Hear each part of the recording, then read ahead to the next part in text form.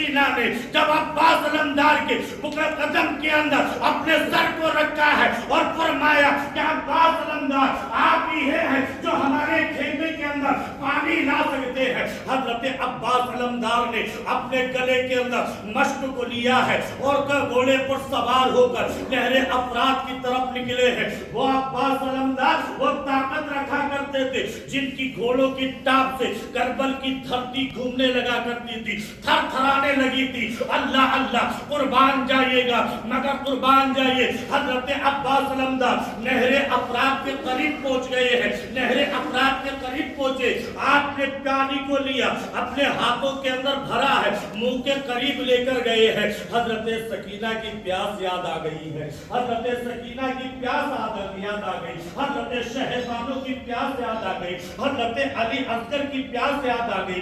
آپ نے پانی نہیں پیا ہے، اپنے جانور کے لبان کو نیچے کیا ہے، پانی پینا چاہا، وہ حیوان تھا، وہ جانور تھا، وہ بھی اپنے زبان حال سے کیا ارشاد فرماتا ہے کہ عباس علمدار مجھے بھی صحبت ہے، میں جانور ہوں تو کیا ہوا ہے، مجھے معلوم ہے میرا سوار پیاسا رہے اور سواری پانی پی لے، یہ مجھے گوارا نہیں ہے، یہ مجھے گوارا نہیں ہے۔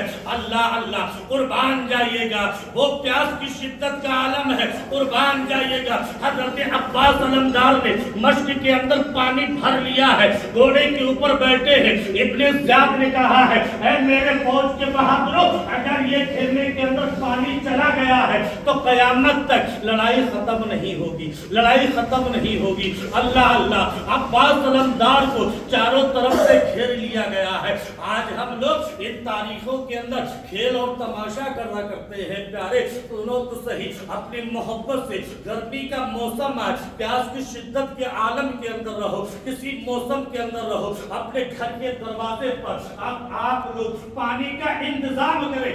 آقا ارشاد فرماتے ہیں کہ اگر حسین کے نام کا اگر ایک گلاس پانی کو اگر تم نے پلا دیا ہے میدان محشر کے اندر، حسین اپنے ہاتھ سے حوض کوثر پلاتے ہوئے نظر آئے۔ سبحان اللہ۔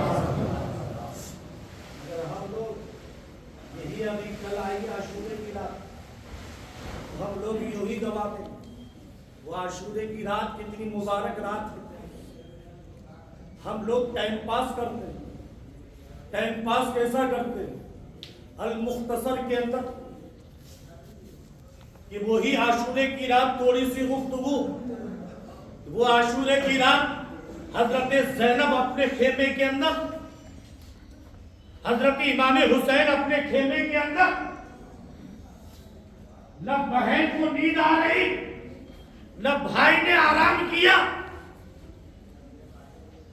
کبھی بستر پر تھوڑا سوئے، نیند کی جھپکی لگی، خواب کے اندر میرے نبی تشریف لائے، حضرت فاطمہ الزہرا کی تھوڑی نیند کی جھپکی لگی، خواب کے اندر فاطمہ الزہرا کی خواب کے اندر دیدار ہوا۔ حضرت امام حسین نے حضرت زینب کے دروازے پر کنڈی کو دستک دی، حضرت زینب نے فرمایا کون؟ کہا کہ آپ کا بھائی حسین، بھائی حسین۔ جیسے ہی دروازہ کھلا، حضرت زینب نے اپنے بھائی کی گردن کو بوسا دیا، حضرت امام حسین نے اپنے بہن کی ہاتھ کی کلائیوں کو بوسا دیا۔ حضرت امام حسین فرماتے ہیں کہ بہن زینب آج بوسے کا انداز بدل گیا، بوسے کا انداز بدل گیا، مدینے سے لے کر مکہ تک، مکہ سے لے کے کوفے تک، کوفے سے لے کے کربل کی سرزمین تک، جب بھی میری بارگاہ کے اندر آئی تو کبھی میرے ہاتھوں کو بوسا دیا کرتی، کبھی میری زلفوں کو بوسا دیا کرتی، مگر آپ نے آج تو میری گردن کو بوسا دیا ہے۔ زینب فرماتی ہے کہ بھائی آپ کا بھی آج بوسے کا انداز بدل گیا، کل تک میری چادر کو بوسا دیا کرتے، آج میری ہاتھ کی کلائیوں کو بوسہ دیا ہے۔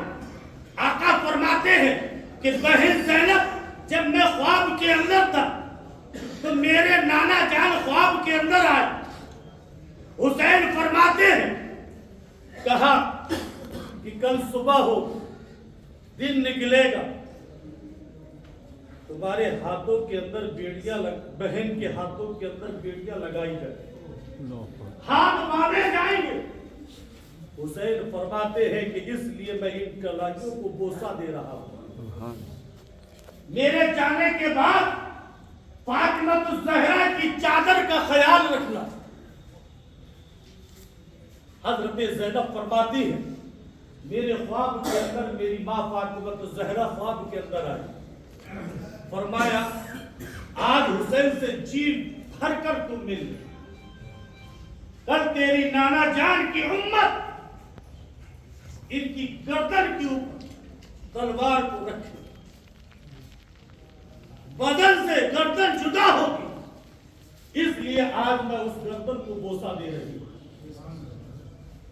پوری رات عاشورے کی رہی،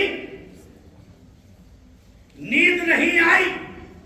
زینب نے یہ نہیں کہا کہ چلو چلتے ہیں اور محمد کی قبر پر ماتم کر لیں گے، مصیبت کی رات کٹ جائے گی، چلو علی اکبر کی قبر پر چلتے ہیں، آنسو بہا لیں گے، مصیبت کی رات کٹ جائے گی، عباس علمدار کی قبر پر چلتے ہیں، چند آنسو بہا لیں گے، مصیبت کی رات کٹ جائے گی، چلو کربل کے میدان کا مناظرہ کر لیتے ہیں، یہ مصیبت کی رات کٹ جائے گی۔ نہیں نہیں، حضرت امام حسین نے اپنی بہن زینب کا ہاتھ پکڑا اور کہا کہ بہن زینب چلو چلتے ہیں، خیمے کے اندر چلتے ہیں، دونوں مل کر قرآن کی تلاوت کریں گے، تلاوت بھی ہوگی اور مصیبت کی رات بھی کٹتی رہے گی۔ یہ ہے عاشورے کی رات۔ اللہ ہم سب کو اہل بیت سے محبت کرنے کی توفیق عطا فرمائے۔ مولا مجھ ناچیز سے کوئی بھی گستاخی بے ادبی جانے انجانے میں ہوئی ہو، مولا تو اپنے فضل و کرم سے معاف فرمائے، ہمارے سب کے دلوں کے اندر اہل بیت کی محبت عطا فرمائے۔ وآخر دعوانا الحمدللہ۔